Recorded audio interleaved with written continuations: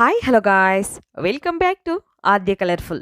ನಾನು ಸುಮಾ. ಫ್ರೆಂಡ್ಸ್, ಇವತ್ತಿನ ವಿಡಿಯೋದಲ್ಲಿ ಒಂದು ಬ್ರೇಕ್ಫಾಸ್ಟ್ ರೆಸಿಪಿನ ನಿಮ್ಮ ಜೊತೆ ಶೇರ್ ಮಾಡ್ತಾ ಇದ್ದೀನಿ. ಖಂಡಿತ 1 ಕಪ್ ಗೋಧಿ ಹಿಟ್ಟಿದ್ರೆ ಸಾಕು, ಗರಿಗರಿಯಾದ ಮಸಾಲೆ ದೋಸೆನ ತಯಾರಿಸ್ಬೋದು. ತುಂಬಾ ಈಸಿಯಾಗಿ ಕ್ರಿಸ್ಪಿ ಆಗಿರುವಂತಹ ಒಂದು ಇನ್ಸ್ಟೆಂಟ್ ದೋಸೆ ರೆಸಿಪಿನ ಖಂಡಿತ ನಿಮ್ಮ ಜೊತೆ ಶೇರ್ ಮಾಡ್ತಾ ಇದ್ದೀನಿ. ಈ ರೀತಿಯಾಗಿ ರುಚಿಯಾಗಿರುವಂತಹ ಒಂದು ಗೋಧಿ ಹಿಟ್ಟಿನ ದೋಸೆನ ತಯಾರಿಸಿ ನೋಡಿ ಫ್ರೆಂಡ್ಸ್. ಓಕೆ, ಸೊ ಈ ಒಂದು ದೋಸೆ ಮಾಡೋದಕ್ಕೆ ಮೊದಲನೇದಾಗಿ ಒಂದು ಬೌಲಿಗೆ 1 ಕಪ್ ಆಗುವಷ್ಟು ಗೋಧಿ ಹಿಟ್ಟನ್ನು ಹಾಕ್ಕೊಳ್ತಾ ಇದ್ದೀನಿ. ನಾವು ಚಪಾತಿಗೆ ಉಪಯೋಗಿಸ್ತೀವಲ್ಲ, ಅದೇ ಗೋಧಿ ಹಿಟ್ಟನ್ನು ಉಪಯೋಗಿಸ್ತಾ ಇರೋದು. ಸೊ ಇದಕ್ಕೆ ರುಚಿಗೆ ತಕ್ಕಷ್ಟು ಉಪ್ಪನ್ನು ಹಾಕ್ಕೊಳ್ಳೋಣ. ಫ್ರೆಂಡ್ಸ್, ನೀವ್ಯಾರಾದ್ರೂ ಫಸ್ಟ್ ಟೈಮ್ ನನ್ನ ಚಾನಲ್ಗೆ ವಿಸಿಟ್ ಮಾಡಿದರೆ ಪ್ಲೀಸ್ ನನ್ನ ಚಾನಲ್ನ ಸಬ್ಸ್ಕ್ರೈಬ್ ಮಾಡ್ಕೊಳ್ಳಿ, ಹಾಗೆ ಲೈಕ್ ಮಾಡಿ ಮತ್ತು ಶೇರ್ ಮಾಡಿ ಫ್ರೆಂಡ್ಸ್. ಓಕೆ, ಈಗ ನೋಡಿ, ನಾನು ಗೋಧಿ ಹಿಟ್ಟು ಮತ್ತು ಉಪ್ಪು ಎರಡನ್ನೂ ಕೂಡ ಹಾಕಿದ್ದೀನಿ ಒಂದು ಬೌಲಿಗೆ. ನಂತರ ಮಿಕ್ಸ್ ಮಾಡ್ಕೊಳ್ತಾ ಇದ್ದೀನಿ. ಇದನ್ನು ಮಿಕ್ಸ್ ಮಾಡಿದ ನಂತರ ಇವಾಗ ನಾವು ಇದಕ್ಕೆ ಸ್ವಲ್ಪ ಬೇಕಿಂಗ್ ಸೋಡಾನ ಹಾಕ್ಕೊಳ್ತೀನಿ. ನಾನು ಬೇಕು ಅಂದರೆ ಉಪಯೋಗಿಸಿ, ಇಲ್ಲ ಅಂತಂದರೆ ನೀವು ಸ್ಕಿಪ್ ಮಾಡ್ಬೋದು, ಏನೂ ತೊಂದರೆ ಇಲ್ಲ. ಸೊ ನಂತರ ಇದಕ್ಕೆ ನಾನು ಬಿಸಿ ನೀರನ್ನು ಉಪಯೋಗಿಸ್ತಾ ಇದ್ದೀನಿ. ನೋಡ್ಬೋದು ನೀವು, ಸ್ವಲ್ಪ ಉಗುರು ಬೆಚ್ಚಗಿರೋವಂಥ ನೀರು, ಜಾಸ್ತಿ ಬಿಸಿ ಇರೋವಂಥದ್ದಲ್ಲ, ಉಗುರು ಬೆಚ್ಚಗಿರಬೇಕು. ಆ ಥರ ನೀರನ್ನು ತಗೊಂಡು ನಾವು ಹಿಟ್ಟನ್ನು ಕಲಿಸ್ಕೊಳ್ಳೋಣ. ತುಂಬಾ ಗರಿಗರಿಯಾಗಿರೋಂತಹ ಒಂದು ಕ್ರಿಸ್ಪಿಯಾಗಿರೋವಂತಹ ಒಂದು ಗೋಧಿ ಹಿಟ್ಟಿನ ದೋಸೆನ ಈ ರೀತಿಯಲ್ಲಿ ನೀವು ತಯಾರಿಸ್ಬೋದು. ಇವಾಗ ನೋಡಿ, ಸ್ವಲ್ಪನೇ ನೀರನ್ನು ಹಾಕ್ಕೊಳ್ತಾ ಹಿಟ್ಟನ್ನು ಚೆನ್ನಾಗಿ ಕಲಿಸ್ಕೊಳ್ತಾ ಇದ್ದೀನಿ. ನಾವು ದೋಸೆ ಹಿಟ್ಟು ಅಂದರೆ ಅಕ್ಕಿ ಎಲ್ಲ ರುಬ್ಬಿ ಮಾಡ್ತೀವಲ್ಲ, ಆ ಥರ ಹಿಟ್ಟು ಎಷ್ಟು ಗಟ್ಟಿ ಇರುತ್ತೋ ಅಷ್ಟಿದ್ರೆ ಸಾಕು. ಜಾಸ್ತಿ ತೆಳ್ಳಗೆ ಮಾಡ್ಕೊಬೇಡಿ, ಹಾಗಂತ ಜಾಸ್ತಿ ಗಟ್ಟಿ ಕೂಡ ಬೇಡ. ನೋಡಿ, ಈಗ ನಾನು ಮಿಕ್ಸ್ ಮಾಡಿಕೊಳ್ತಾ ಇದ್ದೀನಿ.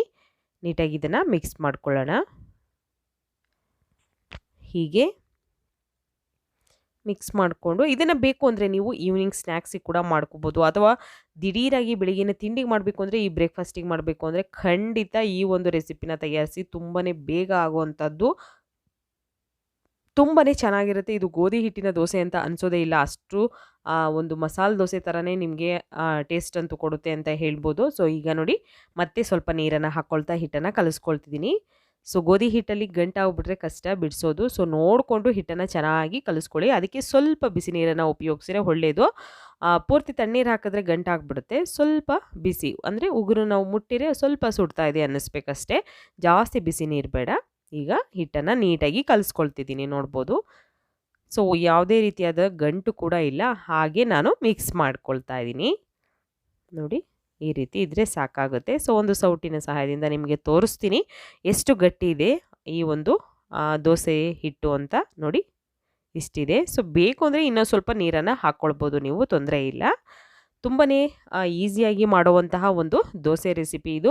ಸೊ ಫ್ರೆಂಡ್ಸ್, ನಾನು ತುಂಬ ದೋಸೆಗಳ ರೆಸಿಪಿಗಳನ್ನು ನಿಮ್ಮ ಜೊತೆ ಶೇರ್ ಮಾಡಿದ್ದೀನಿ. ದಯವಿಟ್ಟು ಯಾರಾದರೂ ನೋಡಿಲ್ಲ ಅಂದರೆ ಖಂಡಿತ ಚಾನಲಲ್ಲಿದೆ, ಚೆಕ್ ಮಾಡಿ ಫ್ರೆಂಡ್ಸ್. ಓಕೆ, ಸೊ ನೋಡಿ,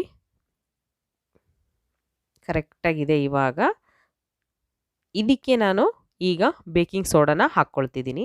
ಒಂದು ಪಿಂಚಷ್ಟು ಹಾಕ್ಕೊಳ್ತೀನಿ, ಜಾಸ್ತಿ ಬೇಡ. ಸೊ ಒಂದು ಪಿಂಚಷ್ಟು ಹಾಕೋದ್ರಿಂದ ಇದಕ್ಕೆ ಸ್ವಲ್ಪ ನೀರು ಹಾಕ್ಕೊಂಡು ನಾನು ಇದನ್ನು ಮಿಕ್ಸ್ ಮಾಡ್ಕೊಳ್ತೀನಿ. ಒಂದು ಸ್ವಲ್ಪ ಸೋಡಾ ಹಾಕೋದ್ರಿಂದ ಗರಿಗರಿಯಾಗಿ ಬರುತ್ತೆ ನಮಗೆ, ಹಾಗಾಗಿ ನಾವು ಹಾಕ್ಕೊಳ್ತಿದ್ದೀವಿ. ನೀವು ಒಂದು ರಾತ್ರಿ ಎಲ್ಲ ಇದನ್ನು ನೆನೆಯಕ್ಕೆ ಬಿಟ್ಟರೆ ನೀವು ಬೇಕಿಂಗ್ ಸೋಡಾನ ಹಾಕ್ಕೊಳ್ಳೋದೇ ಬೇಡ. ಹಾಗೆ ಕೂಡ ನೀವು ದೋಸೆನ ಮಾಡ್ಕೊಳ್ಬೋದು. ದಿಢೀರಾಗಿ ಮಾಡೋದ್ರಿಂದ ನೀವು ಸ್ವಲ್ಪ ಬೇಕಿಂಗ್ ಸೋಡಾನ ಹಾಕ್ಕೊಳ್ಳಿ. ಈಗ ಒಂದು ಪ್ಯಾನ್ ತೊಗೊಂಡಿದ್ದೀನಿ. ಸೊ ನೋಡ್ಬೋದು, ಇದಕ್ಕೆ ಸ್ವಲ್ಪ ನೀರನ್ನು ಚುಮುಕಿಸಿ ನಾನು ಒರೆಸ್ಕೊಂಡಿದ್ದೀನಿ. ನಂತರ ಇವಾಗ ದೋಸೆನ ಹಾಕ್ಕೊಳ್ಳೋಣ.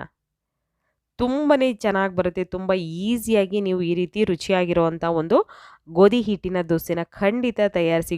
ಇದು 1 ಕಪ್ ಗೋಧಿ ಹಿಟ್ಟಿದ್ರೆ ಸಾಕು, ಗರಿಗರಿಯಾದ ಮಸಾಲೆ ದೋಸೆನ ತಯಾರಿಸ್ಬೋದು. ಮಸಾಲೆ ದೋಸೆ ಅಷ್ಟೇ ಚೆನ್ನಾಗಿ ಕಾಣುತ್ತೆ, ಅಷ್ಟೇ ಟೇಸ್ಟಿಯಾಗಿ ಇರುತ್ತೆ. ತುಂಬಾ ಈಸಿಯಾಗಿ ಮಾಡುವಂಥ ಒಂದು wheat flour dosa recipe. So ನೋಡಿ, ಸ್ಟವ್ನ ಮೀಡಿಯಮ್ ಫ್ಲೇಮಲ್ಲೇ ಇಟ್ಕೊಂಡು ನಾನು ಇದನ್ನು ಬೇಯಿಸ್ಕೊಳ್ತಿದ್ದೀನಿ. ಸ್ವಲ್ಪ ಎಣ್ಣೆ ಮೇಲ್ಗಡೆ ಹಾಕ್ಕೊಳ್ಳೋಣ. ಎಣ್ಣೆ, ತುಪ್ಪ, ಬೆಣ್ಣೆ ಯಾವುದನ್ನು ಬೇಕಿದ್ರೂ ಹಾಕ್ಕೊಳ್ಬೋದು. ಸೊ ನೋಡಿ, ಈಗ ಸ್ವಲ್ಪ 1 ನಿಮಿಷ 2 ನಿಮಿಷ ಇದನ್ನು ಬೇಯಕ್ಕೆ ಬಿಟ್ಟರೆ ಸಾಕು. ನಂತರ ನಿಧಾನವಾಗಿ ಬಿಡಿಸ್ಕೊಳ್ಳಿ. ತುಂಬಾ ಆರಾಮಾಗಿ ಇದು ತವಾನ ಬಿಡುತ್ತೆ, ಏನೂ ತೊಂದರೆ ಇಲ್ಲ, ಅಂಟ್ಕೊಳ್ಳೋದಿಲ್ಲ, ತುಂಬ ಚೆನ್ನಾಗಿ ಬರುತ್ತೆ.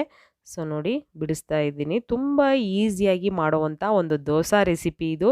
ಖಂಡಿತ ಈ ಒಂದು ಗೋಧಿ ಹಿಟ್ಟಿನ ದೋಸೆನ ತಯಾರಿಸಿ ಹೇಗೆ ಬಂತು ಅಂತ ತಪ್ಪದೆ ನನಗೆ ಕಾಮೆಂಟ್ ಸೆಕ್ಷನಲ್ಲಿ ತಿಳಿಸಿ ಫ್ರೆಂಡ್ಸ್. ಓಕೆ, ಫೈನಲ್ ಆಗಿ ಈಗ ದೋಸೆ ಆಗಿದೆ.